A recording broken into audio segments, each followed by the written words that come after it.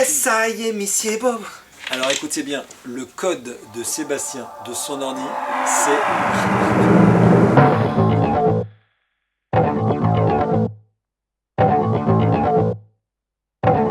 Alors Mathieu M, bonjour.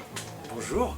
Comment es-tu devenu DJ? Je savais que tu allais me poser cette question, je me suis un peu plongé dans mes souvenirs. En fait, gamin, je passais l'été dans un village vacances. Il y avait toujours un DJ là-bas. Et j'adorais passer du temps dans la cabine DJ à le regarder. Alors à l'époque, c'était sur vinyle, avant que ça redevienne la mode. Puis après sur CD, et j'étais un peu fasciné par ça. Et puis des fois quand... Toi, t'es né en 1954, c'est ça? Exactement, tout à fait. 81. Et donc dans les années 90, il y a eu toute cette mode des dance machines, etc. L'Eurodance qui est arrivé, qui a déferlé. Donc ma première cassette, c'était un Dance Machine 3 ou 4, je sais pas, de cassette de Walkman. Là, on se comprend. Là. Toi-même, Là, tu sais. là, on est dans le... Ouais. Truc de vieux. Et donc voilà, j'étais fasciné par ça et je pensais vraiment pas devenir DJ un jour, quoi. J'étais fasciné, je trouvais ça dingue. Je trouvais ça dingue le fait de pouvoir faire danser les gens, faire kiffer les gens. Comme ça, juste en passant des disques. Bon, après, les DJ que je regardais étaient très bons, c'était vraiment des gens très doués. Et c'est pour ça que ça me paraissait un petit peu inabordable, quoi. C'est ce côté, non. Bah, surtout sur vinyle et tout, c'est très technique. Voilà, c'est technique, c'est des pros, etc. Ensuite, j'ai mixé un petit peu avec 2 iPods et une table de mixage que j'avais acheté.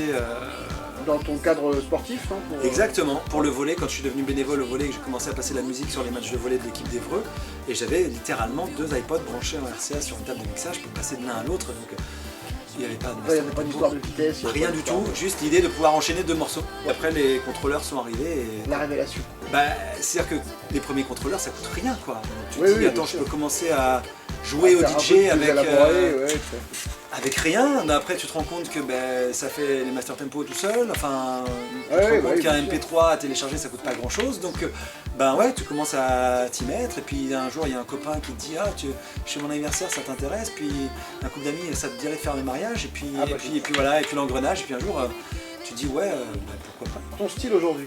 Alors mon style aujourd'hui... J'irai où tu iras. Ma grande chanson préférée. C'est un peu le paradoxe du DJ. Il y a ce qu'il aime jouer et ce qu'il doit jouer. Et ça c'est vraiment compliqué. Mon style à moi, je m'éclate à remixer des vieux trucs de dance voire de club des années 90-2000, tout ce qui est house comme ça, la naissance de la house, j'ai adoré tout ce qui est Sinclair des débuts des années 2000, c'était super. Même l'Eurodance des années 90, je prends encore un grand pied à mixer ça parfois. C'est pour ça que j'aime bien des fois les soirées à thème, tu sais, où en fait quand tu as une soirée à thème, que ce soit funk disco, que ce soit années 80 ou 90, quelque part ça te légitime. On vient pas te casser les pieds en disant tu pourrais pas mettre... Tu dis non, c'est pas le thème. Le thème aujourd'hui c'est années 90. J'ai découvert dernièrement la house funk brésilienne que j'adore. Vraiment c'est des trucs que je trouve super, et je trouve que justement les plateformes de streaming pour ça sont une mine d'or, et tu peux aller chercher et puis hop tu récupères. Quand j'ai fait la première partie de Joris Delacroix dernièrement, je me suis vraiment donné du mal à aller chercher à droite à gauche des sons comme ça. Avoir des sons en plus qui du coup sont propres et que... Voilà, et c'est sympa. Tu peux interpeller les gens, que les gens peuvent aller rechercher. Et derrière ta légitimité pour dire c'est pas ce que tu as l'habitude d'entendre, c'est pas ce que tu veux entendre, mais c'est pas grave. Tu vois. Alors que dans d'autres soirées qui vont être plus mainstream, où c'est vraiment là tu dois faire danser les gens parce que c'est le délire du bar qui t'embauche, de dire voilà, là t'es entre 19h et 23h, tu dois faire danser, tu fais danser, tu mets ces millions. Mais ce qui te plaît là-dedans? Alors moi ce qui me plaît là-dedans, alors là pour le coup c'est vraiment d'être très égocentrique, c'est vraiment de voir les gens qui se lèvent, qui sont à donf. C'est pour ça que je suis jaloux quand je vois tes images, soit du rock, soit de la fête de la musique avec la mairie, avec des milliers de personnes devant toi qui sautent dans tous les sens. J'ai eu l'occasion de le tester quand tu fais des soirées à plus de 200 personnes sur des balles de fin d'année ou des trucs comme ça. C'est que dès que tu es un petit peu surélevé par rapport à une foule de plusieurs centaines de personnes, t'as l'impression d'être Guetta, quoi. T'as l'impression d'être DJ Snake au Stade de France, alors que c'est ridicule, t'es juste le petit DJ de province qui est là, en fait, mais tout le monde est là en train de faire ouais. Et en fait tu génères l'émotion du moment en fait. Et c'est dingo parce que je pense que c'est ce que j'aime aussi quand je suis speaker au volley, et quand t'as 800, 2000 personnes qui sont là et qui reprennent en chœur une musique que toi t'as choisie, qui tapent sur le tempo que toi t'as choisi, parce que voilà, Bah, c'est ce côté, voilà, je le de soirée, en fait. Voilà, de cérémonie. tu t'emmènes tout le monde avec toi et ça, ouais, c'est ça flatte ton ego. Est-ce qu'il y a un DJ Star qui t'a inspiré? Tu as déjà parlé plusieurs fois de David Guetta, mais... Non, mais ou Botwinkler. Alors tiens, je vais parler d'un... C'est une star à son niveau, c'est une star de YouTube, il s'appelle DJ Carlo Attendido. C'est un gars qui fait des tutoriels, qui fait des tests. Alors, il est souvent rémunéré par les marques pour dire du bien des contrôleurs ou des trucs qu'il teste. Mais il a été sur les championnats du monde de Scratch, champion du monde à un moment. Mais ces gars-là sur Internet qui ont une créativité de dingue. Parce que pour le coup, quand je vais voir un concert et que tu vois Alive des Daft Punk, c'est cool. Mais tu vois deux gars qui poussent des boutons, qui tournent des boutons, tu sais pas quelle est la partie qu'ils ont produite avant, en amont, et qu'est-ce qu'ils font, qu'est-ce qu'ils jouent vraiment en live. À un moment, ton mashup, est-ce que tu l'as vraiment fait en live? Et là, en ce moment, sur Internet, il y a des gens, ils font des trucs de dingue, notamment grâce au matos qui a énormément évolué, grâce aux stems de Serato, où maintenant, en appuyant sur des boutons, tu peux clac-clac sortir une instru, un acapella, ils font des trucs de malade en live. Et là, pour le coup, ils peuvent pas tricher puisque tu le vois. Est-ce que tu as un morceau déclencheur? Genre le premier morceau où tu t'es dit, ça y est, il faut que je me mette au mix. C'est un peu extrême, mais... Ah, c'est une bonne question. Salomé de Bahia, là, qui a un truc dingue, et là, tu te dis, ouais, non, mais ouais, faut mixer ce genre de truc, faut faire danser sur ce genre de truc, c'est dingo, quoi.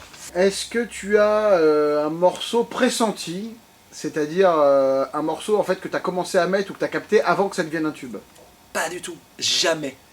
C'est en ça que moi j'ai énormément d'admiration pour les vrais DJ, entre guillemets. Toi, je ne me considère pas encore comme un vrai DJ. C'est les gars qui vont aller chercher,